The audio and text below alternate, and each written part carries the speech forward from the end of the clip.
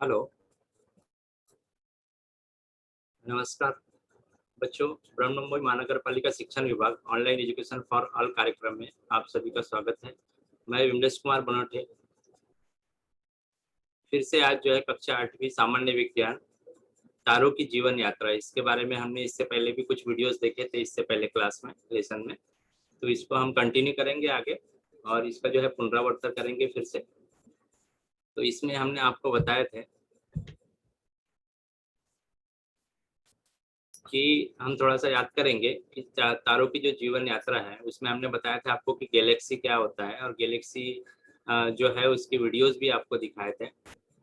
और उसके बाद में हमने बताया था आपको कि विश्व में अंतरंग में जो बारे में पढ़े हमने कि जो सूर्यमाला जो है वो एक निहारिका में समाविष्ट है। तो निहारिका का नाम भी हमने आपको बताए थे कि जो है निहारिका जो है वो हमारे निहारिका का नाम बताया था हमने, मंदाकिनी। तो ये इसका हमने आकार भी बताए थे आपको कि जो निहारिका जो होती है वो तीन तरह के आकार की होती है और इनका बनावट अलग अलग होता है। तो एक चक्राकार होता है, एक दीर्घ वृत्ताकार और अनियमित आकार की निहारिका, ये तीन तरह की निहारिकाएं होती है। तो हमारी जो निहारिका है वो चक्राकार है, जैसे कि आप देख सक रहे हैं इसमें एक निहारिका दिखाया गया वो चक्र के आकार की है, इसलिए इसको चक्राकार कहा गया। उसी तरह से एक दीर्घ वृत्ताकार, वृत्त आपने सब जानते हैं, तो दीर्घ मतलब बड़ा, तो बड़े आकार का जो है वो वैसा होता है। और एक अनियमित आकार जिसका कोई आकार नहीं रहेगा, वो जो जो है वो अनियमित रहेगा, इर्रेगुलर रहेगा। ऐसी आकार की भी निहारिकाएं रहती है। लेकिन हमारी जो निहारिका है जो है हमारा जो सौर मंडल है उस वो जो है वो मंदाकिनी नाम जो है हमको दिया गया है इस निहारिका को। ये चक्राकार निहारिका का है, निहारिका है, ये हमें ध्यान रखना है।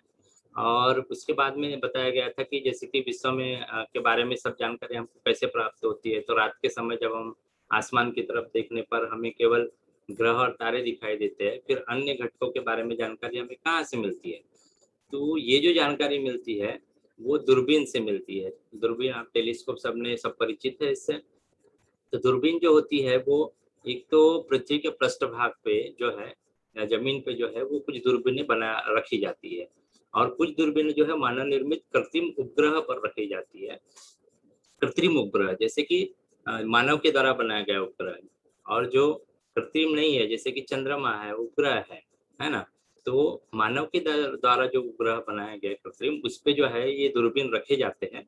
और ये पृथ्वी के जो उपग्रह होते हैं, जो सैटेलाइट होते हैं, वो पृथ्वी के चारों ओर एक अपनी ही कक्षा में, विशिष्ट कक्षा में जो है परिभ्रमण करते हैं, चक्कर लगाते हैं। तो पृथ्वी पर वायुमंडल होने के कारण ये दूरबीन जो है वो खगोलीय वस्तुओं का अधिक प्रभावी रूप से निरीक्षण करते हैं, इसकी जानकारी इकट्ठा करते हैं। और दूरबीन द्वारा जो भी निरीक्षण किया गया है, जानकारी इकट्ठा की गई है, तो उस जानकारी के आधार पर जो खगोल वैज्ञानिक होते हैं, साइंटिस्ट होते हैं, उन्हें विश्व के बारे में हमको जो है विस्तृत जानकारी प्राप्त करके हमें मिलती है। तो इस पार्ट में हम जो है हम तारों के गुणधर्म है और उसकी जीवन यात्रा है उसके बारे में हमने जानकारी पहले भी प्राप्त की है और आगे भी हम इसके बाद में हम प्राप्त करने वाले हैं। तो यहाँ पे जो चित्र दिखाया गया है वह एक चक्राकार निहारिका है, और हमारा सौर मंडल ऐसी एक निहारिका में स्थित है। जैसे कि मैंने बताया कि हमारे जो निहारिका है उसका जो आकार है वो भी किस तरह की है, चक्राकार है। ठीक है, आगे बढ़ते हैं। आगे है कि आप जानते हैं कि जो सूर्य जो है एक सामान्य तारा है। अभी सामान्य का मतलब हमने बताया कि सबसे निकट का है, और निकट का है इसलिए हमें दिखाई देता है। लेकिन इसका मतलब ये नहीं कि सूर्य ही जो है वो सबसे बड़ा तारा है। इससे कई तारे बड़े भी है, कई तारे छोटे भी है, और जो है इसकी अपेक्षा कम और अधिक द्रव्यमान वाले हैं, आकार वाले हैं, तापमान वाले हैं। तापमान से टेम्परेचर आप समझ सकते हैं, आकार, साइज, और द्रव्यमान जो है वो उसका एक वजन के हिसाब से आप समझ सकते हैं कि उसका वजन कितना है, उसका आकार कितना है, उसका तापमान, टेम्परेचर कितना है। ऐसे अरबों तारे आकाश में हैं, कितने अरबों तारे। तो तारे जो होते हैं वो तारे जो होते हैं उससे तप्त गैस के प्रचंड गोले होते हैं ये। तो सूर्य के कुछ गुणधर्म आपकी पुस्तक में भी दिया है, इस नीचे तालिका में दी गई है। सूर्य का जो द्रव्यमान है तो उसका 72% हाइड्रोजन है, 26 हीलियम है, और बचा हुआ जो शेष है वो 2% जो है वो हीलियम की अपेक्षा अधिक परमाणु क्रमांक वाले तत्वों के परमाणु है। तो सूर्य के गुणधर्म आपको दिए गए हैं, यहाँ द्रव्यमान दिया गया है कि 2 × 10⁻30 kg है, त्रिज्या दी गई है उसकी किलोमीटर में, त्रिज्या से आप समझते हैं, आप जो वृत्त होता है उसमें त्रिज्या होती है और व्यास होता है ना। तो व्यास के हाफ जो होती है वो त्रिज्या होती है, तो ये मैथ्स में आपने पढ़ी चुके हैं।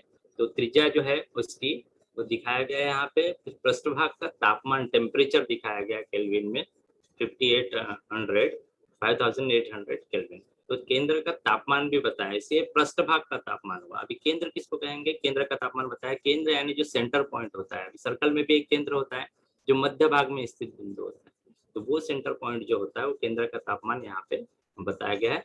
और इसकी उम्र बताई गई है सूर्य की, सूर्य की उम्र कितनी, आयु कितनी बताई गई है, 4.5 अरब वर्ष बताई गई, इतनी इसकी उम्र बताई गई है। तो आप जानते हैं, मैं यहाँ पे लिखा हुआ है कि हमारे आकाशगंगा में 10 पावर 11 10⁻11 तारे हैं। आकाशगंगा बीच में फुली हुई तस्तरी जैसा होकर उसका व्यास डायमीटर लगभग 10⁻18 किलोमीटर है। सूर्यमाला उसके केंद्र के लगभग 2.7 × 10⁻17 किलोमीटर दूरी पर स्थित है। तस्तरी के लंबवत उसके केंद्र से जाने वाले अक्ष पर आकाशगंगा परिवलन करती है। वो उसे एक परिवलन के लिए 2 × 10⁸ वर्ष लगते हैं। जो आकाशगंगा खुद का ही परिवलन करती है उसमें 2 × 10⁸ वर्ष लगते हैं।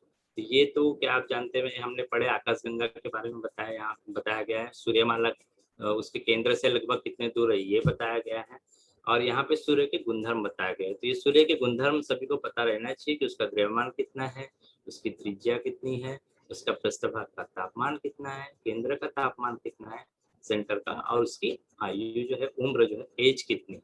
सभी की एक एज होती है, क्योंकि सभी जो है सृष्टि में सभी कोई भी चीज बनी हुई है उसका एक ना एक दिन विनाश होना है ही, इसलिए सभी का एक उम्र निर्धारित हुआ है। तो उसी हिसाब से, एक अंदाज के हिसाब से यहाँ पे सूर्य की उम्र भी हमको बताई गई है। आगे चलते हैं कि सूर्य का द्रव्यमान बताया गया है, इससे पहले भी हम पढ़ चुके हैं। तो अभी सूर्य का द्रव्यमान जो है उसको बाकी तारों का द्रव्यमान मापने के लिए, बाकी तारों का द्रव्यमान पता करने के लिए सूर्य के सापेक्ष, सूर्य के हिसाब से जो है उसका मापा जाता है दूसरे तारों का द्रव्यमान। यानी कि सूर्य का जो द्रव्यमान है इकाई माना जाता है। इसे क्या बोलते हैं हम, जैसे कि हम इसे क्या बोलते हैं, एम सन कहते हैं।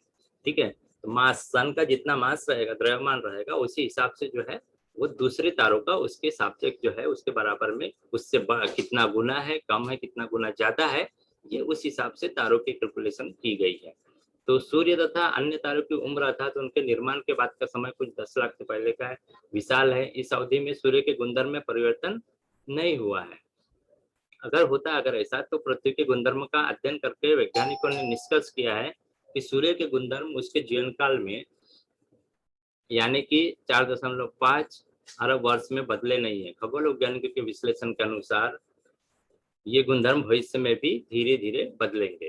तारों की, अब इसके बाद में हमने इससे पहले भी देखे थे तारों की निर्मित कैसी होती है, कि तारे का जो अवस्था है तारों की, यहाँ पे हम जीवन गाथा ही पढ़ रहे हैं, तो उसकी सबसे पहले हम पढ़ेंगे कि हम उसकी निर्मित कैसी होती है, बर्थ कैसे होता है, उसका जन्म कैसे होता है। तो निहारिका के जो तारे हैं, जो गैलेक्सी है, उसके बीच की खाली जगह जो रहती है, उनमें अनेक स्थानों में गैस और धूल के प्रचंड बादल होते हैं। ये हमने पहले बताया आपको, जिन्हें आंतर तारकीय बादल कहते हैं। याद रखिएगा, आंतर तारकीय बादल। तो ये बादल जो है, हबल जो दूरबीन है, जो बहुत ही स्ट्रांग दूरबीन होते हैं, उनने साइंटिस्टों ने खींचे है ऐसे बादल का एक प्रकाश चित्र यहाँ पे दिखाया गया है। तो ये जो बादल होते हैं, ये बहुत अधिक दूरी को मापने के लिए वैज्ञानिकों ने प्रकाश वर्ष यानी लाइट ईयर इस इकाई का उपयोग किया। अभी लाइट ईयर क्या है, प्रकाश वर्ष क्या है, तो एक प्रकाश वर्ष यानी क्या होता है, प्रकाश के द्वारा, लाइट के द्वारा, जैसे सूर्य से हमें प्रकाश मिलता है, तो इसके द्वारा तय की, एक वर्ष में तय की दूरी को एक प्रकाश वर्ष कहा जाता है। ये जो प्रकाश का जो, जैसे कि हमारे जो सूर्य से प्रकाश का वेग कितना है, 3 लाख किलोमीटर पर सेकंड। कितना, 3 लाख किलोमीटर पर सेकंड। एक सेकंड में जो प्रकाश है वो कहाँ तक दूरी तय करती है, 3 लाख किलोमीटर दूरी तय करती है। जैसे कि हम बाइक, गाड़ी या इसमें बैठते हैं, ट्रेन में बैठते हैं, बस में बैठते हैं, उसमें स्पीड रहती है कि पर सेकंड किलोमीटर, कितने किलोमीटर रफ्तार से हमारी गाड़ी चल रही है, उसी हिसाब से प्रकाश का वेग जो है वो यहाँ पे दिया गया है। और इतना होने के कारण एक प्रकाश वर्ष से इन बादलों के एक सिरे से दूसरे सिरे तक जाने के लिए कई वर्ष लग जाते हैं। इतना प्रकाश का ये प्रकाश वर्ष है, अंतरतारकीय बादल का आकार इतना ज्यादा होता है कि कुछ प्रकाश वर्ष के बराबर होता है ये। इसलिए इन बादलों के एक सिरे से दूसरे सिरे तक जाने के लिए कई वर्ष लग जाते हैं। अब इससे आप लोग अंदाजा लगा सकते हैं कि इन बादलों के प्रचंड आकार की कल्पना आप कर सकते हैं। इतना स्पीड प्रकाश का वेग होने के बावजूद भी इन्हें कई वर्ष लग जाते हैं। तो इस हिसाब से किसी डिस्टर्बेंस के कारण क्या होता है कि जो अंतरतारकीय बादल जो है बहुत बड़े बड़े आकार में ये आकुंचित होने लगते हैं, सिकुड़ने लगते हैं और इनके कारण इनका घनत्व बढ़ जाता है और इसी प्रकार उसका तापमान बढ़ने लगता है और एक तप्त गैस का गोला तैयार होता है। तो हमने पहले बताया कि जो तारे होते हैं वो तप्त गैस के गोले होते हैं, तो यहीं से शुरुआत होती है, उसकी एक तप्त गैस का गोला बनता है वो अंतरतारकीय बादल, और इस गोले के केंद्र का तापमान और घनत्व बहुत अधिक बढ़कर जाता है और वहाँ परमाणु ऊर्जा जो है वो एकत्रित होने से वहाँ निर्माण हुई ऊर्जा का निर्माण होता है और उस ऊर्जा के निर्माण के कारण ये गैसों का जो गोला है स्वयं से ही खुद से ही प्रकाशित हो जाता है। जैसे हमारी पृथ्वी स्वयं प्रकाशित नहीं है, चंद्रमा स्वयं प्रकाशित नहीं है, लेकिन ये जो तारे होते हैं स्वयं प्रकाशित होते हैं। ये गुणधर्म ग्रह से अलग करता है तारों को, तो स्वयं का प्रकाश रहता है उनमें, तो ये गोला जो होता है स्वयं प्रकाशित हो जाता है। अर्थात इस प्रक्रिया के दौरान एक तारे का निर्माण होता है और यह एक तारे का जन्म होता है, ऐसा कह सकते हैं। सूर्य में यह ऊर्जा हाइड्रोजन के नाभिक का संलयन होकर हीलियम का नाभिक तैयार होने से उत्पन्न होती है। इसलिए सूर्य के केंद्र भाग में उपस्थित हाइड्रोजन या ईंधन का काम करती है। अभी इसके बाद में पिछली बार हमने देखे थे कि प्रकाश को चंद्रमा से हमारे पास आने के लिए 1 सेकंड लगता है और सूर्य से प्रकाश हम तक पहुंचने के लिए 8 मिनट लगता है। तो सूर्य से सबसे नजदीक वाले अल्फा सितारे तारे से प्रकाश पहुंचने में हमको 4.2 वर्ष लगते हैं। इस तरह से अंदाज लगा सकते हैं कि वो अल्फा सितारे तारा हमारे से कितनी दूरी पे होगा। इसके बाद देखेंगे हम कि जो है संतुलित व असंतुलित बल, ये हमने इससे पहले भी देख चुके हैं। तो तारों की स्थिरता इसी पे डिपेंड करती है। किसी कमरे के कोने में अगर हमने पिछले बार में वीडियो के साथ में बताया था आपको कि अगर अगरबत्ती जलाएंगे तो उसकी सुगंध जो है वो कुछ ही क्षणों में कमरे में फैल जाती है। उसी प्रकार उबले हुए पानी के बर्तन का ढक्कन निकालने पर उसका जो भाप है वो सब तरफ फैल जाती है। तो ये अर्थात ये तप्त जो वायु है, गर्म वायु जो है वो सर्वत्र फैलती है। तो तारों की जो तप्त वायु अंतरिक्ष में क्यों नहीं फैलती, तो उसका कारण ये है कि वो स्थिर कैसे रहते हैं। तो इस प्रश्न का उत्तर गुरुत्वीय बल है। इससे पहले भी हमने आपको बताया है कि तारों के गैसों के कणों में गुरुत्वीय बल होता है और ये कणों को क्या करता है, एकत्रित बांध के रखते हैं, पकड़ के रखते हैं। तो गैसों के कण को एकत्रित लाने के लिए हमेशा प्रयत्नशील जो गुरुत्वीय बल होता है और उसके विपरीत कार्यरत रहने वाला जो तारों के पदार्थ को सभी तरफ फैलाने के लिए हमेशा प्रयत्नित तारों के तप्त गैसों का दाब होता है, प्रेशर होता है। इन दोनों में संतुलन होने पर तारा स्थिर रहता है। इसे हमने किस तरह से देखे थे, अभी आकृति में भी दिखाया गया तारों की स्थिरता, आप यहाँ सामने देख सकते हैं आप। तो इसमें हमें कैसे हमने जैसे कि रस्सी खींच वाला जो देखे थे कि रस्सी खींच के खेल में क्या होता है कि दोनों तरफ का जो बल होता है वो अगर बराबर रहा तो रस्सी का जो मध्य भाग होता है वो मध्य में ही रहता है। लेकिन अगर ज्यादा ताकत रही तो फिर बाद में उस तरफ, जिस तरफ ताकत ज्यादा रहेगी उस तरफ जाता है। लेकिन अगर दोनों तरफ से साइड में फोर्स जो है वो ताकत अगर बराबर लगाई जा रही हो तो वो मध्य भाग में स्थित रहता है, स्थिर रहता है, वहीं पे रस्सी रहेगी। तो इसी से जो आप समझ सकते हैं कि जो तारा होता है वो स्थिर क्यों होता है, एक ही जगह पे क्यों रहता है। तो यदि, क्या आप जानते हैं, में लिखा है कि यदि सूर्य में वायु का दाब न हो तो गुरुत्वीय बल के कारण वह 1 से 2 घंटे में पूर्णतः आकुंचित होकर बिंदु रूप में हो जाएगा। वायु का दाब जो अगर नहीं रहेगा, गुरुत्वीय बल न हो, वायु का दाब न रहे तो गुरुत्वीय बल इतना होगा कि वह जो है 1 से 2 घंटे में आकुंचित हो जाएगा, सिकुड़ जाएगा और बिंदु के रूप में हो जाएगा। तो और दूसरा है कि गैस का दाब उसके घनत्व और उसके तापमान पर निर्भर करता है। गैस का जो दाब होता है उसके घनत्व और तापमान पर निर्भर होता है। तो इसके बाद में ये आप समझ चुके होंगे, यहाँ पे एक विशाल तारों का समूह बताया गया है। इनमें से अधिकांश तारे एक ही अंतरतारकीय बादल से निर्मित हुए हैं। तो ये फोटो देख रहे हैं आप, चित्र देख रहे हैं, इसमें एक विशाल तारों का समूह बताया गया है। ऐसे करोड़ों अरबों तारे रहते हैं और ये जो है वो अधिकांश जो है वो अंतरतारकीय बादल से निर्मित होते हैं। अभी अंतरतारकीय के बारे में हमने आपको बताया कि वो किस तरह से तप्त गैस के गोले बनते हैं, उसके बाद में तारों की निर्मित होती है। आगे अब तारों की उत्क्रांति, मतलब तारों की उत्क्रांति का मतलब आप समझिए कि उसके गुणधर्म में होकर भिन्न भिन्न अवस्था में रूपांतरण होना। जैसे कि पौधा होता है, बीज होता है, उसके बाद में छोटा सा पौधा निकलता है, उसके बाद में धीरे धीरे वो पेड़ का स्वरूप लेता है। ठीक है, उसी तरह से जो है वो तारों का भी होता है। तारों का जो गुणधर्म होता है उसमें परिवर्तन होता है, और जैसे जैसे गुणधर्म में उसके परिवर्तन होते हैं वैसे वैसे वो भिन्न अवस्था में उसका रूपांतरण होता है। तो जो जो अवस्था में उनका रूपांतरण होता है, जैसे कि बच्चा होना, फिर जवान होना, फिर बूढ़े होना, इस तरह से तारों का भी होता है। तो उस अवस्था को जो है वो तारों की उत्क्रांति कहा गया है। तो हमने इससे पहले भी देखा कि सूर्य के गुणधर्म में अभी तक कोई परिवर्तन जो है नहीं हुआ है। तो तारों के जीवन के अधिकांश समय में तारों की उत्क्रांति बहुत धीमी गति से होती है, हमें पता नहीं चलता कि वो गति इतनी धीमी होती है। तो तारों से लगातार जो है वो ऊर्जा निकलती है, हमें मिलती है। तो ऊर्जा निकलने के कारण, उत्सर्जित होने के कारण उनकी ऊर्जा लगातार क्या होती है, घटती जाती है। तारों की स्थिरता हमेशा बने रहने के लिए वायु का दाब और गुरुत्वीय बल, ये हमने अभी भी बताया थोड़ी देर पहले, कि उसकी स्थिरता बनी रहने के लिए, वो एक जगह रहने के लिए, कांस्टेंट रहने के लिए वायु का दाब और गुरुत्वीय बल, इसमें समतोल रहना, बराबर बैलेंस रहना बहुत जरूरी है। अगर ये बैलेंस रहेगा तभी जो है वो तारों का तापमान स्थिर रहता है। और तापमान स्थिर रहने के लिए तारों में ऊर्जा की निर्मित भी होना आवश्यक है। तो तारों के केंद्र में जो ईंधन के जलने से यह ऊर्जा निर्मित होती है।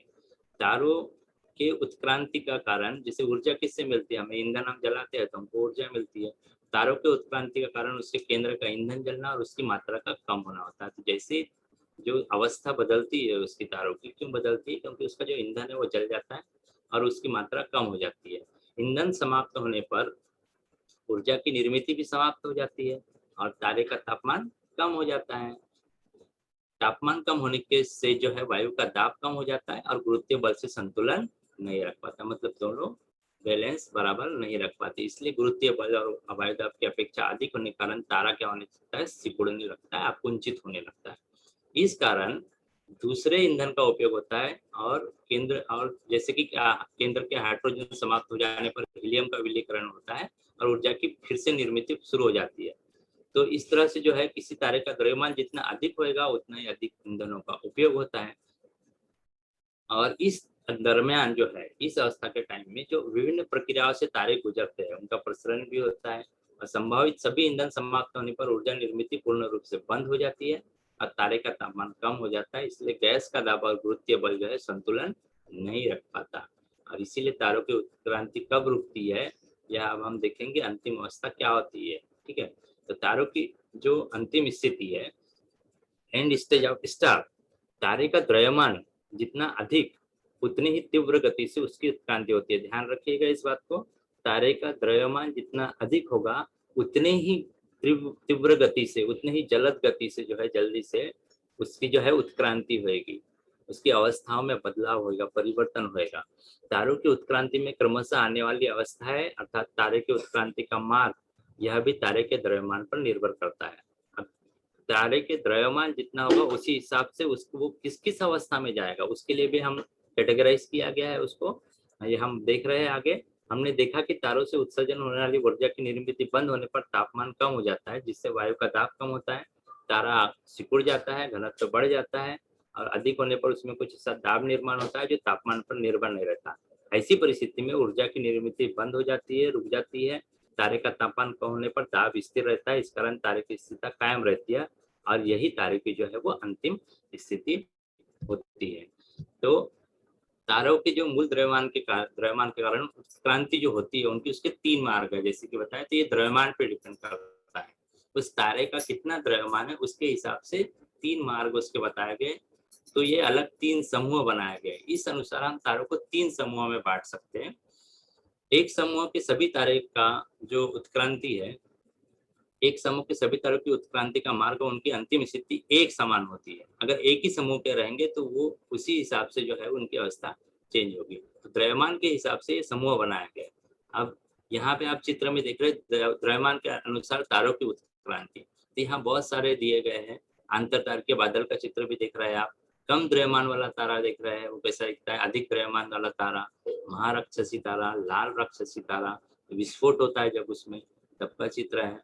महाविस्फोट होता है वो चित्र है। और ये 3 तरह के जो है श्वेत बटु, न्यूट्रॉन तारा, कृष्ण विवर, ये 3 अवस्था है। ये 3 फोटो आप देख सकते हैं। कृष्ण विवर में आपको कोई भी चित्र नहीं दिख रहा होगा, वो क्यों नहीं दिख रहा होगा हम आगे देखेंगे। लेकिन श्वेत बटु में छोटा वाला सफेद वाला जो है वो चित्र दिख रहा है, छोटा सफेद वाला तारा दिख रहा है। न्यूट्रॉन तारा भी दिख रहा है, उसका अलग आकार है।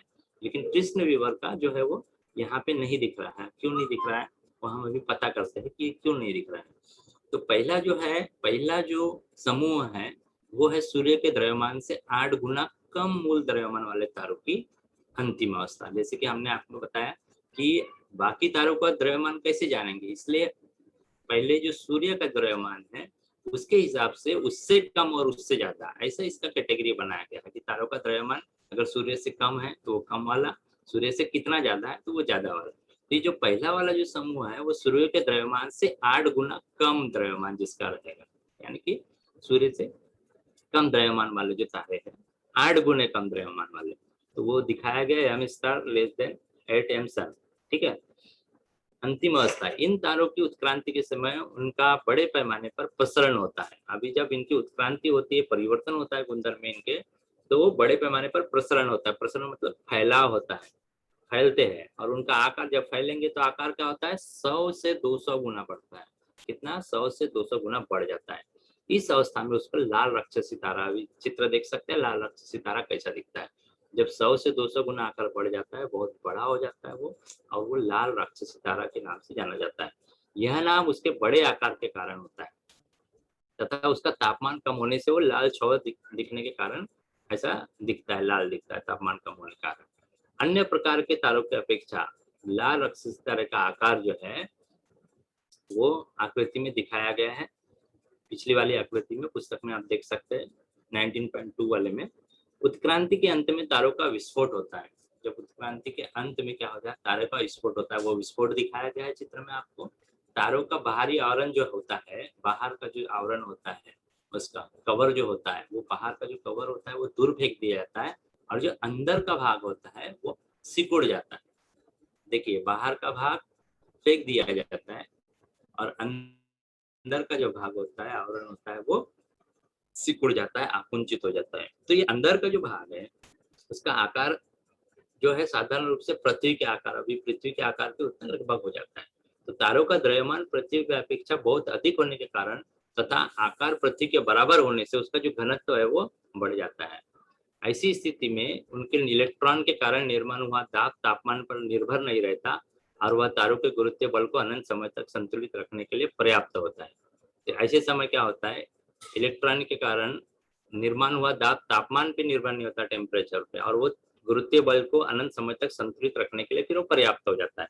इस अवस्था में तारे सफेद दिखते हैं तथा उनके आकार छोटे होने के कारण वे श्वेत वटु के नाम से पहचाने जाते हैं। तो ये जो अवस्था है उसमें तारे जैसे चित्र में दिखाया था छोटे होते हैं, सफेद होते हैं, और उनका आकार छोटा होने के कारण वो श्वेत वटु के नाम से पहचाने जाते हैं।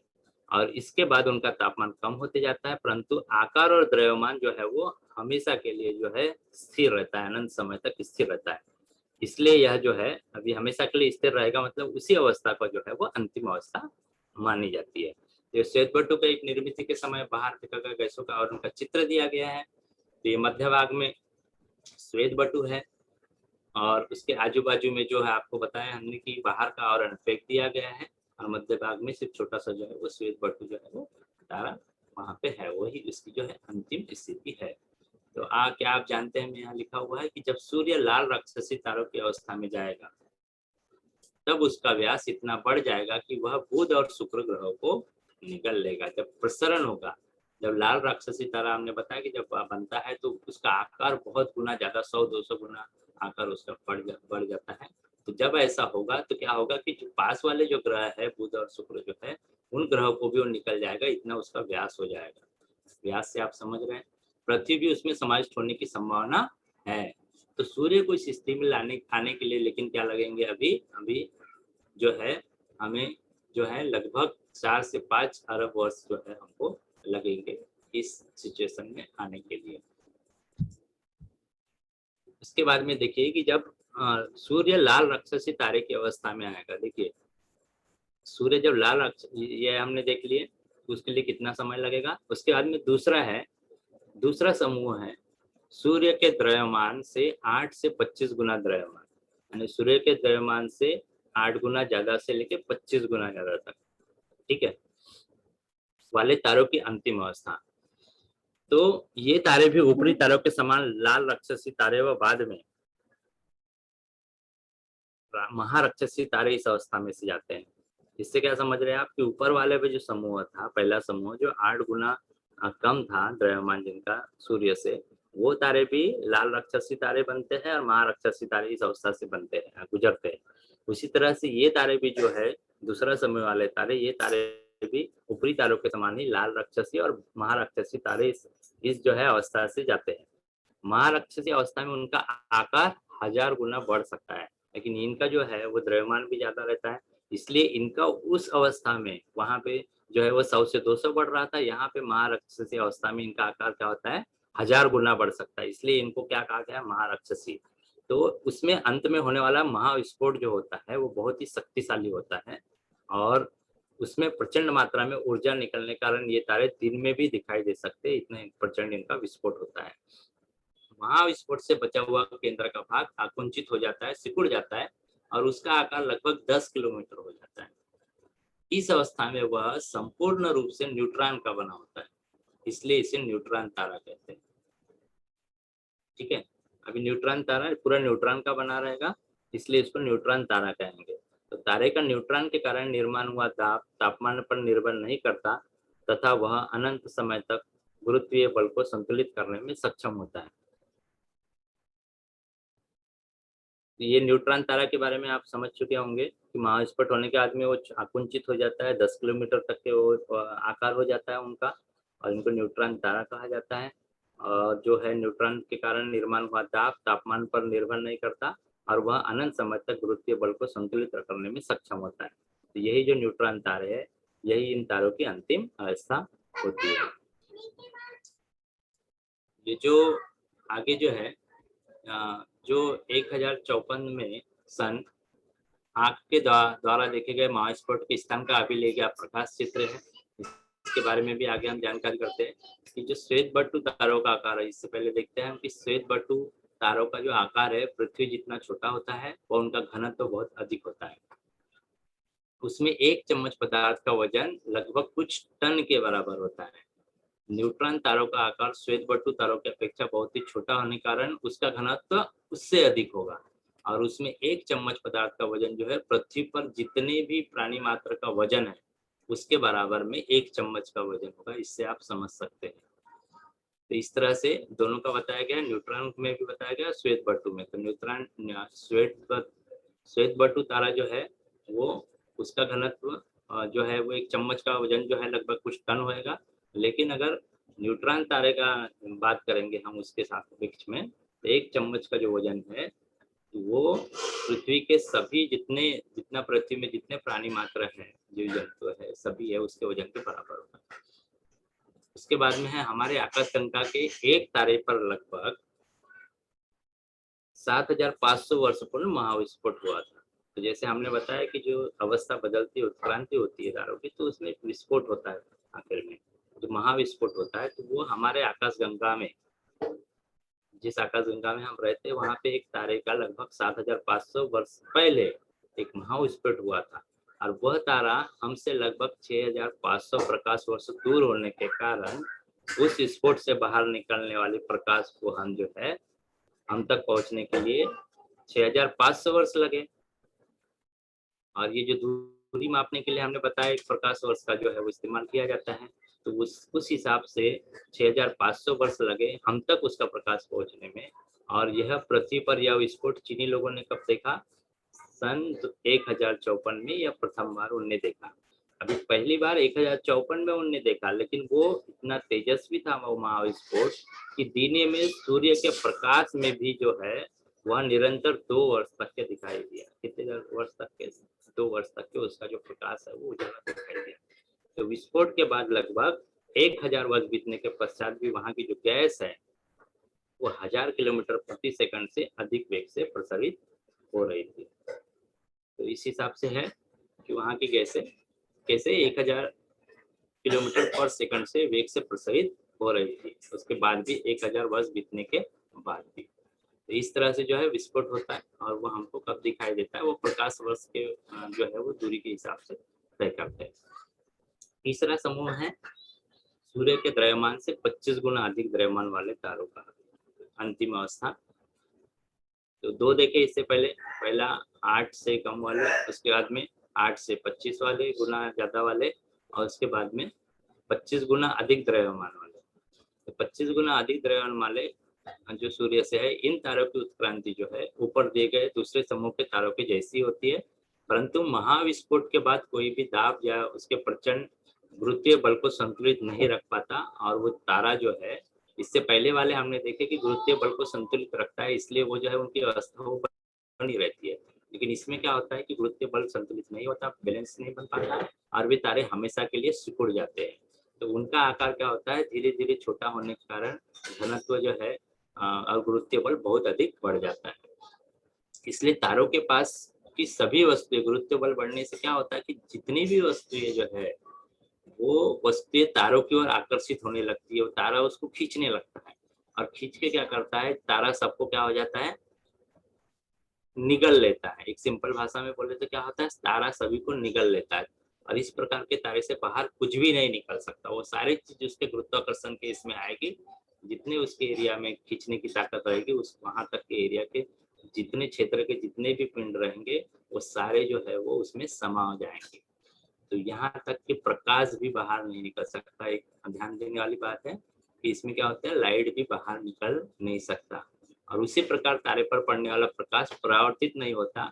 क्यों नहीं निकल सकता, क्योंकि वो परावर्तित नहीं होता। प्रकाश को निकलने के लिए परावर्तन का होना जरूरी है, आपने पढ़े होंगे। तो तारे के अंदर की जो है, अंदर ही जो है वो अवशोषित कर लिया जाता है उसका प्रकाश, इसलिए हम इन तारों को देख नहीं सकते, और उसके स्थान पे हमको अति सूक्ष्म काला क्षेत्र दिखाया जाता है। इसलिए जब शुरू में आपको हमने चित्र दिखाया, तब हमने दिखाया कि वहाँ पे दो जो है वो न्यूट्रॉन तारा और श्वेत बटु, ये दोनों के तो चित्र दिख रहे थे वहाँ पे, लेकिन कृष्ण वीवर का चित्र नहीं दिख रहा था। क्यों नहीं दिख रहा था, क्योंकि वो जो है वो अति सूक्ष्म काला छिद्र ही है, इसलिए वो काला ही दिखेगा। इसलिए जो है, जो इसको जो है ब्लैक होल नाम से नाम दिया गया है, ब्लैक होल नाम दिया गया है। और इसमें जो है कृष्ण वीवर कहा जा रहा है इसको। और इस तरह से हमने देखा कि जो मूल द्रव्यमान के अनुसार तारों के उत्क्रांति के 3 मार्ग हमने देखे, वो उनके 3 अवस्थाएं देखे, जो नीचे तालिका में दी गई है। तो तारे के मूल द्रव्यमान के हिसाब से पहला हमने देखे श्वेत बटु, दूसरा देखे न्यूट्रॉन तारा, और तीसरा जो है हमने देखे वो कृष्ण वीवर देखे। तो इस तरह से है। तो ये फिर से हम बता देते हैं आपको। पहला, सूर्य के द्रव्यमान से 8 गुना कम मूल द्रव्यमान वाला तारा, ठीक है। इसमें अभी देखिए चित्र में कृष्ण वीवर का नहीं दिख रहा है, श्वेत बटु, न्यूट्रॉन तारा और कृष्ण वीवर, तीन अवस्था, अंतिम अवस्था कैटेगराइज किया गया है, जिसमें दोनों के चित्र दिखा रहे, कृष्ण वीवर नहीं है उसमें, क्योंकि जो कृष्ण वीवर जो है पता है ब्लैक होल जो है वो पूरे सब कुछ निगल लेता है, और काला काला हो जाता है पूरा, तो अंधेरा ही जैसे समझ रहे हैं आप। तो सूर्य के द्रव्यमान से 8 गुना कम वाले द्रव्यमान वो बताया हमने अभी, कि उनका आकार जो है 100 से 200 गुना बढ़ जाता है, प्रसन्न होता है, लाल राक्षस सितारा बनता है। उसके बाद में फिर वो विस्फोट होता है उनका, और विस्फोट होने के बाद में आगे होता है आकुंचित हो जाता है। तो ये श्वेत बटु होते हैं, जिससे इलेक्ट्रॉन का निर्माण जो है वो तापमान पर निर्भर नहीं रहता है, और इसलिए जो है वो तारों के गुरुत्वीय बल को संतुलित रखने के लिए पर्याप्त होता है। तो इस कारण से श्वेत बटु का फोटो दिखाया हमने। और सूर्य जो है वो क्या है, ये इसी में आता है, श्वेत बटु जो है अवस्था, याद रखिएगा। ये जो समूह है उसमें से कौन से समूह में सूर्य आएगा, श्वेत बटु के समूह में जो है वो सूर्य आएगा। लेकिन अभी काफी समय है, इन्हें 4 से 5 वर्ष लगेंगे इस स्थिति में आने के लिए। इसके बाद में दूसरा दिखाए थे, सूर्य के द्रव्यमान से 8 से 25 गुना द्रव्यमान वाले जो है, 8 से 25 गुना द्रव्यमान वाले जो है, उसमें अंतिम अवस्था दिखाई गई थी, जिसमें हमने बताया आपको कि ये 1000 गुना बढ़ सकता है। और सेम इसमें भी जो है समान लाल राक्षस सितारा होगा पहले, फिर महाराक्षस सितारा, उसके बाद में महाविस्फोट होगा, और विस्फोट होने के बाद में जो है वो ऊर्जा निकलेगी, और जो केंद्र है जो है, इसमें बहुत छोटा केंद्र का भाग जो है आकुंचित सिकुड़ जाने के कारण सिर्फ 10 किलोमीटर तक ही रह जाता है, और न्यूट्रॉन का बन जाता है, इसलिए इसको न्यूट्रॉन तारा कहा जाता है। और ये जो है न्यूट्रॉन के निर्माण के हुए दाब के कारण ये जो है वो संतुलित हो जाता है, गुरुत्वीय बल और सक्षम हो जाता है, और इसलिए न्यूट्रॉन तारा जो है यही इसकी अंतिम अवस्था है। इसके बाद में इसके आगे कोई अवस्था नहीं है। बाद में हमने आपको बाकी भी बताया कि श्वेत बटु का आकार कैसा होगा, और उसका घनत्व अगर चम्मच का घनत्व उसके सापेक्ष कैसा होगा, न्यूट्रॉन के भी और श्वेत बट्टू के भी। और आकाशगंगा जो है उसमें जो विस्फोट हुआ था वो भी बताया हमने कि 7,500 वर्ष पहले हुआ था, लेकिन देखा गया बाद में क्योंकि वो बहुत दूर था और बहुत दूर होने की वजह से ये जो है वो देखा गया। उसके बाद में सूर्य के जो द्रव्यमान से 25 गुना अधिक वाला तीसरा रहता है। ये मैं इसलिए आपको रिपीट कर रहा हूँ ताकि आपको ध्यान हो जाए कि ये 3 समूह में बांटा गया है और तीनों में फर्क क्या है। इसलिए मैं आपको फिर से जो है वो इसको रिपीट कर रहा हूँ कि इसमें फर्क क्या है। आप जितनी बार इसे देखेंगे उतनी बार समझेंगे। ये जो अंतरिक्ष जो है, ये जो चैप्टर है, मैं जितना पढ़ा दूँ उतना कम है, क्योंकि इसमें जो है हमें जानने की और इच्छा होती है कि क्या है करके। बहुत सारी चीज़ें जो है वो जाती नहीं है, तो उस हिसाब से तो इसके बाद में जो है आप देख सकते हैं कि ये इसमें जो है हमने बताया आपको महाविस्फोट हो जाता है और आकार छोटा होता है। तो ये जो ब्लैक होल होता है तो इसमें क्या होता है, एक खास बात कि तारे भी जब प्रकाश जो है वो भी वहां से निकल नहीं पाती, मतलब कुछ भी निकल नहीं सकता वहां से, सब वो समा जाते हैं उसी में, इसलिए उसको जो है वो ब्लैक होल कहा जाता है, कृष्ण वीवर कहा जाता है। और ये अंतिम स्थिति होती है इस समूह के तारे की। तो ये 3 अवस्था है, श्वेत बट्टू, न्यूट्रॉन तारा और कृष्ण वीवर, ये आपको याद रखना है।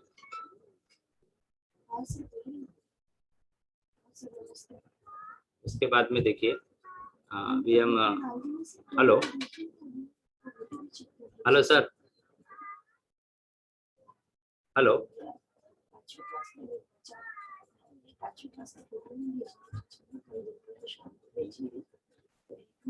हाँ सर बोलिए। हाँ स्वाध्याय है, मैं लेता हूँ बच्चों से। हाँ ठीक है लीजिए। हाँ ठीक है बच्चों, अभी तक आप समझ चुके होंगे और आगे हम देखते हैं कि हमने क्या समझे है। प्रचंड दूरी मापने के लिए इकाई का उपयोग होता है, कौन सी इकाई का उपयोग होता है, कोई बता सकते हैं, बताइए।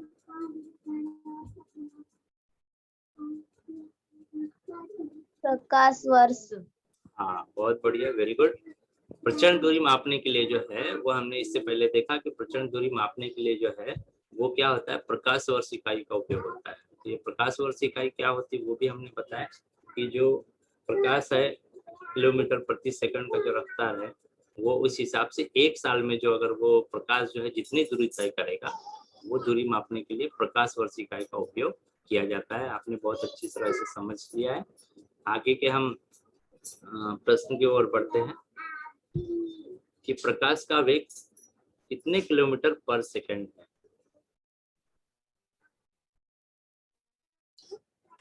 3 लाख 3 लाख किलोमीटर पर second. Very good very good. 3 lakh kilometre पर सेकंड। हाँ 3 लाख किलोमीटर पर सेकंड है, ठीक है। ये प्रकाश का वेग भी हमने जाना और ये बहुत सारी चीजें बहुत जरूरी छोटी छोटी रहती है, लेकिन ये याद रखनी चाहिए। प्रकाश का वेग कितने किलोमीटर पर सेकंड है, किसी ने भी पूछा था, हम बता सकते हैं कि प्रकाश का वेग जो है वो 3 लाख किलोमीटर प्रति सेकंड है। इसके बाद में आगे प्रश्न की ओर चलते हैं कि हमारे आकाशगंगा में लगभग कितने तारे हैं। हमारी आकाशगंगा में कितने तारे हैं।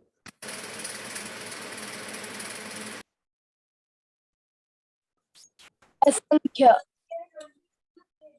हेलो, आवाज नहीं आ रही आपको। सर असंख्य तारे हैं जिन्हें हम गिन हाँ असंख्य है, लेकिन लगभग कितने तारे हैं आपकी पुस्तक में दिया गया है ये। और कोई बता सकते हैं। तारे तो असंख्य है, लेकिन हमारी आकाशगंगा में लगभग बताया गया है कितने तारे हैं। 100 अरब। नहीं, और कोई बता सकते हैं।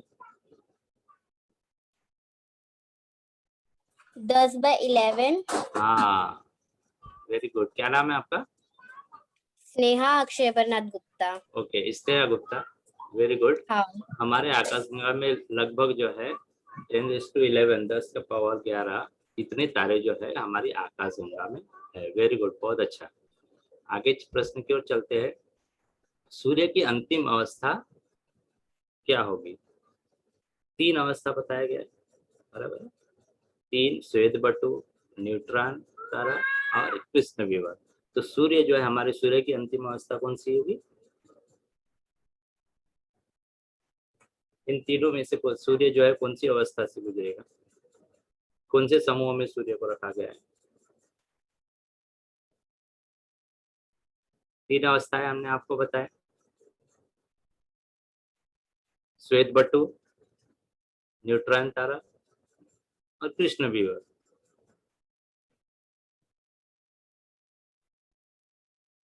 हेलो,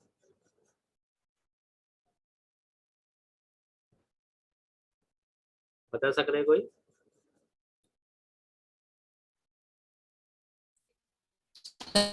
कृष्ण विवर। बटू में कैसा है? हेलो, एक ने कृष्ण विवर बताया। श्वेत बटु। श्वेत बटू में आएगा सर। हाँ, वेरी गुड। तो इससे पहले भी, अभी हम थोड़ी देर पहले भी श्वेत देखे। बटू में सर। हाँ, श्वेत बटु में जो है हमारा सूर्य की अंतिम अवस्था क्या होगी? वो श्वेत बटु होगा। ठीक है, आगे के क्वेश्चन पे चलते हैं हम कि तारों का जन्म कौन से बादलों से होता है? फिर से थोड़ा सा याद कीजिए आप कि तारों का जो जन्म होता है वो बादलों से होता है। वो कौन से बादल होते हैं? अंतरतारकीय। अंतरतारकीय, वेरी गुड संगीता। अंतरतारकीय बादलों से होता है। तारों का जो जन्म है अंतरतारकीय बादलों से होता है। जो तारों के बीच में जो बादल होते हैं बीच में स्थान में, तो उनसे ही जो है वो तब तक जो है वो वायु के गैस में वो रूपांतरण होता है उनका, और उसके बाद में जो है वो तारों का जन्म होता है। तो ये सारी चीजें जो है डिटेल में हमें पता रहनी चाहिए। तो आप जो है वो सारी चीज गूगल में भी सर्च कर सकते हैं। गूगल में आजकल तो लिखने की भी जरूरत नहीं है, उसमें आप सिर्फ माइक में बोल के इस पे जो है वो आप पूछ सकते हैं कोई भी क्वेश्चन, तारों से रिलेटेड, ग्रह से रिलेटेड, उपग्रह से रिलेटेड, आकाशगंगा गैलेक्सी के बारे में, दूसरे तारों के बारे में। आपको बहुत सारी जानकारी ये पुस्तक में तो है ही है। इससे ज्यादा जानकारी आपको जो है वो बाहर की जो जानकारी है वो बहुत इंटरेस्टिंग, और बहुत से फैक्ट्स ऐसे हैं जो हमें भी नहीं पता, आपको भी नहीं पता, वो सारा जो है हम गूगल से सर्च करके हम पता कर सकते हैं। तो ये एक अच्छी आदत भी बन जाएगी आप में, एक नया चीज सर्च करने की, क्योंकि ये जो है विशाल है ब्रह्मांड पूरा, और इसमें जितने क्वेश्चन है वो हम सबको जो है पता करने की कोशिश हमने करना चाहिए। हमारे भी इच्छा शक्ति रहनी चाहिए ऐसी, तो इससे इंटरेस्ट भी आता है और आपको जो है वो पढ़ने में जो है वो रुचि भी आएगी। तो ये अंतरतार के बादलों से जो है तारों का जन्म होता है। उसके बाद में तारों का जो द्रव्यमान है जितना अधिक, उतना ही उसकी जलद गति से, रिक्त स्थान जलद गति से होती है। तारों के द्रव्यमान से उतना ही अधिक उसकी क्या जो है वो जलद गति से होती है? क्रांति। सॉरी, हेलो,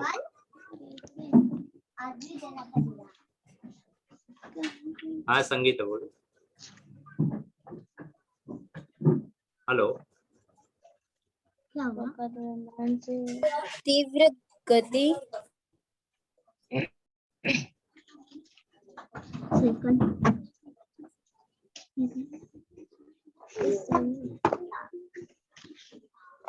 आवाज नहीं आ रही बेटा। हेलो,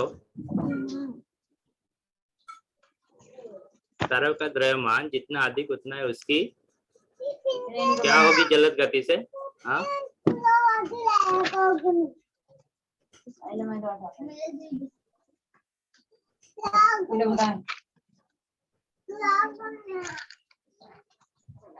कोई बता सक रहे हैं?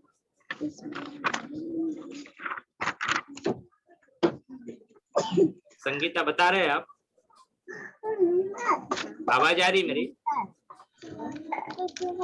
ठीक है, आगे वहां भी बता देते हैं। शायद आवाज नहीं आ रही, उत्तर उनका सही है। तारों का जो द्रव्यमान है वो जितना द्रव्यमान जितना अधिक होगा उतना ही उसकी जो उत्क्रांति है, उसकी जो परिवर्तन है अवस्था में बदलाव, वो बहुत जलद गति से होता है। जितना ज्यादा तारों का द्रव्यमान रहेगा उतना अधिक उसका जो है वो उत्क्रांति का जो अवस्था होती है वो जल्दी जल्दी से होती है। तो इस हिसाब से डिपेंड करता है। उसका द्रव्यमान कम है तो कम गति से होगा, अगर उसका तारों का द्रव्यमान तारा कोई है उसका द्रव्यमान अधिक है तो जल्दी गति से उसका जो है उत्क्रांति जो है वो परिवर्तन उसमें होता है, उनकी अवस्थाओं में परिवर्तन होता है। आगे देखेंगे तारों के जीवन काल में कितने प्रकार के ईंधनों का उपयोग होता है या उसके किस पे निर्भर करता है। तारों के जीवन काल में कितने प्रकार के ईंधन का उपयोग होता है या उसके कौन सी चीज होती है उस पर निर्भर करता है, कोई बता सकेगा? उसके द्रव्यमान पर। हाँ, द्रव्यमान पर निर्भर। बट ये सारी जो क्वेश्चन लिया हूँ मैंने आपके पार्ट से ही जो है वो लिया हुआ है, तो बहुत सही। तारों का जो जीवन काल है उसमें कितने प्रकार के ईंधन का उपयोग होता है ये उसके द्रव्यमान पर निर्भर होता है। जिसका द्रव्यमान ज्यादा रहेगा कम रहेगा उस हिसाब से उसको ईंधन की आपूर्ति होती है। तो इसीलिए तारों का जीवन काल में कितने प्रकार के ईंधन का उपयोग होता है यह जो है उसके द्रव्यमान के ऊपर में, मास के ऊपर में पूरा डिपेंड करता है, निर्भर करता है। आगे वाले क्वेश्चन पे बढ़ते हैं। ये सही गलत वाला है कि प्रकाश वर्ष यह इकाई समय के मापन के लिए उपयोग में लाई जाती है। प्रकाश वर्ष यह इकाई, ध्यान से पढ़िए इसे, प्रकाश वर्ष यह इकाई समय के मापन के लिए उपयोग में लाई जाती है। सही है ये गलत है? गलत है सर, गलत है। अच्छा गलत है, क्यों गलत है? प्रकाश वर्ष इकाई दूरी मापने के लिए उपयोग में लाई जाती है। बहुत बहुत अच्छे, बहुत अच्छे। हाँ, अभी सही या गलत हम जब बताते हैं किसी को, yes yes yes, very good. जब हम सही या गलत किसी को बताते हैं कि ये सही है या गलत है तो हमें उसका एक्सप्लेनेशन देते भी आना चाहिए, बताते आना चाहिए कि ये गलत क्यों है या ये सही क्यों है ना। तो ये जो प्रकाश वर्ष है ये इकाई समय मापने के लिए नहीं उपयोग में आती, वो क्या होती है, गलत है। ये जो है वो दूरी मापने के लिए, हमने इससे पहले भी बताया, दूरी मापने के लिए जो प्रकाश वर्ष का जो है वो उपयोग किया जाता है। इसके बाद के क्वेश्चन में पढ़ते हैं कि तारों की अंतिम अवस्था उनके मूल द्रव्यमान पर निर्भर होती है। तारों की अंतिम अवस्था, तारों की अंतिम अवस्था उनके मूल द्रव्यमान पर निर्भर करती है। सही है गलत है? सही। हाँ सही है। बाकी बच्चे कुछ जवाब नहीं दे रहे हैं और बाकी भी कनेक्ट होंगे तो अच्छा लगेगा। सब जो है बाकी दूसरे बच्चे भी अगर जवाब दे तो अच्छी बात है। तो ये जो तो इससे हमने डिटेल में हम बताते हैं तारों की जो अंतिम अवस्था है वो द्रव्यमान पे ही उनके निर्भर करती है और उसी हिसाब से जो है उसके तीन जो द्रव्यमान के हिसाब से ही उनका जो है वो तीन भागों में उसको समूह में बांटा गया है, इसलिए पूरा डिपेंड करता है उसके द्रव्यमान पे। तो ये सही है बिल्कुल कि तारों की अंतिम अवस्था उनके मूल द्रव्यमान पर निर्भर होती है। उसके बाद में तारों का जो गुरुत्वीय बल है, गुरुत्वीय बल उसके इलेक्ट्रॉन के दाब से संतुलित होने पर तारा न्यूट्रॉन तारा बनता है।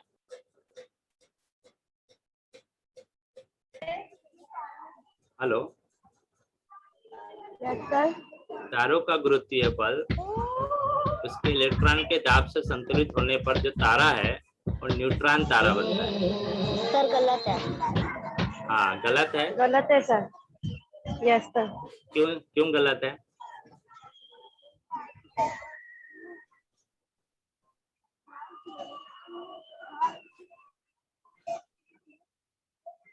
ठीक है, ये आप लोग देख के रखिए क्यों गलत है कि सही है। उसके बाद में देखिए कृष्ण विवर से केवल प्रकाश ही बाहर निकलता है। कृष्ण विवर से केवल प्रकाश ही बाहर निकलता है। कृष्ण विवर के बारे में बताया हमको आपको, तो ये सही है कि गलत है?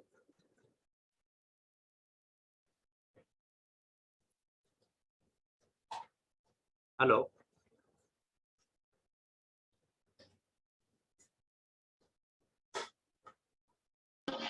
सर गलत है। गलत सर है। गलत हाँ, है सर। गलत है। हाँ बेटा, आपका नाम क्या है? Sir Monu Valmiki sir. मोनू। मोनू क्यों गलत है बता सकते हैं आप? अच्छा जवाब दे रहे हैं सभी प्रश्नों का। सर क्योंकि है ना कृष्ण विवर है ना सभी चीजों को अंदर खींच लेता है और प्रकाश है ना, प्रकाश क्या बोलते हैं वो, इससे उसका परावर्तन नहीं होता है। बहुत बढ़िया, परावर्तित नहीं होता है प्रकाश। बहुत अच्छे, बहुत अच्छे। तो सभी, हाँ थैंक यू मोनू। सभी सुने मोनू की बात कि मोनू बता रहे हैं कि जो कृष्ण विवर है उससे प्रकाश बाहर निकलता है, ऐसा नहीं है, ये गलत है। क्यों गलत है? क्योंकि जो है जो जब कृष्ण विवर जब ब्लैक होल बनता है तो ब्लैक होल जो है वो पूरा सारा चीज उसका गुरुत्वीय बल इतना बढ़ जाता है कि आजू बाजू के सारी चीजों को तो वो समेट ही लेता है अपने में, लेकिन उसके साथ साथ में जो प्रकाश है उसका भी परावर्तन होने नहीं देता, वो परावर्तित नहीं होता, और इसीलिए जो है वो प्रकाश भी उससे बाहर नहीं निकल पाता, हमको सिर्फ काला ही धब्बा दिखेगा, उसके अलावा वो कुछ नहीं दिखेगा। तो इसका जो है वो गलत है। तो उसके बाद में सूर्य की उत्क्रांति के दौरान सूर्य महाराक्षसी अवस्था से जाएगा। मैं चाहता हूँ दूसरे बच्चे भी जवाब दे जरा। सूर्य के उत्क्रांति के दौरान जब इसकी अवस्था बदलेगी तो सूर्य जो है हमारा सूर्य तारा है वो महाराक्षसी अवस्था से जाएगा कि नहीं जाएगा, ऐसा बोला गया है यहाँ पे, तो वो सही है कि गलत है? सर गलत है। और दूसरा कोई? गलत। गलत। सर गलत है। नहीं, ये गुजरेगा, सूर्य गुजरेगा वहां से, क्योंकि जो ये सभी अवस्था से महाराक्षसी और लाल राक्षसी दोनों अवस्था से गुजरने वाले हैं सूर्य, ठीक है। तो इसके बारे में और पढ़िए आप जरा सा, तो ये जो है वो सही है। सर हो गया खत्म? Hello hello. हाँ सर।